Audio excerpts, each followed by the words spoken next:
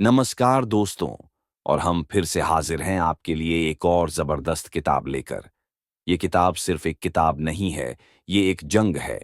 एक ऐसी लड़ाई जो हमें सिखाती है कि खुद के लिए खड़े कैसे हुआ जाता है और दूसरों की सोच को खुद पर हावी नहीं होने देना चाहिए। इस किताब का नाम है था फाउंटेन हेड। लेखिका हैं एन रैंड। तो चलिए, बिना वक्त बर्बाद किए शुरू करते हैं आज की कहानी। पहले की बात है, एक शहर में एक अजीब सा लड़का रहता था, हावर्ड रोअरक। वो कोई आम लड़का नहीं था। उसके बाल उलझे हुए थे, कपड़े सादे और बोलचाल कम, लेकिन उसकी आंखों में एक आग थी, कुछ अपना बनाने की, कुछ अलग करने की। वो एक आर्किटेक्ट था, इमारतें बनाता था, लेकिन उसकी बनाई इमारतें वैसी नहीं थीं जैसी लोग चाहते थे। ना झूमर, ना पुरानी नक्काशी, ना दिखावे वाली दीवारें।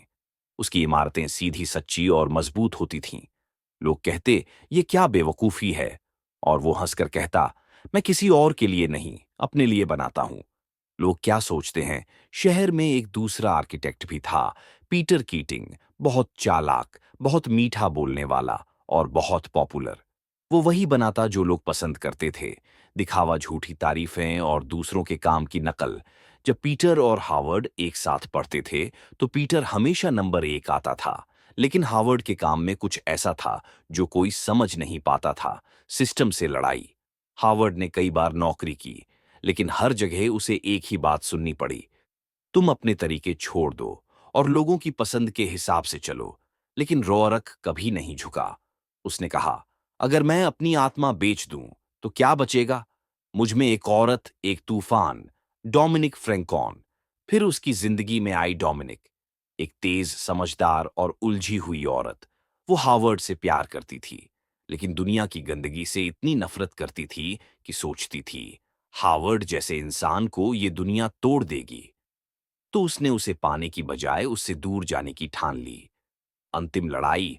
आखिरी में हावर्ड को एक बिल्डिंग प्रोजेक्ट मिला, लेकिन लोग उसकी शर्तों को तोड़ना चाहते थे। हावर्ड ने उन बदलावों को न सिर्फ मना किया, बल्कि उस इमारत को खुद ही उड़ा दिया। उस पर केस चला, लोग बोले, ये पागल है। लेकिन कोर्ट में खड़े होकर हावर्ड ने कहा, मैंने वो बनाया था, वो मेरा था। अगर आप उसे बदल देंगे तो वो मेरी नहीं रहेगी। फैसला कोर्ट ने उसे छोड़ दिया और धीरे धीरे लोग समझने लगे, हावर्ड कोई आम आदमी नहीं था। वो एक सिद्धांत था कि सच्चाई, कला और आत्मा को किसी भीड़ की सहमति की जरूरत नहीं होती। ये कहानी सिर्फ हॉवर्ड रोआर्क की नहीं है, ये हर उस इंसान की कहानी है जो भीड़ से अलग चलता है, जो ना कहना जानता है, जो अपने सपनों की इमारत खुद बनाता है, चाहे दुनिया उसके खिलाफ ही क्यों ना हो। दुनिया कहेगी बदल जाओ, लेकिन ये किताब कहती है खुद बनो। जो अकेला चलता है वही इतिहास रचता है। द फाउंटेन हेड हमें ये सिखाती है कि जो खुद पर विश्वास करता है वो दुनिया को बदल सकता है। और याद रखो, अगर तुम्हारी सोच सबसे अलग है तो शायद तुम ही वो हो जो सबसे ज्यादा जरूरी है। अपने उसूलों पर अडिग रहो, दूसरों की उम्मीदों में मत जियो, खुद के लिए जियो।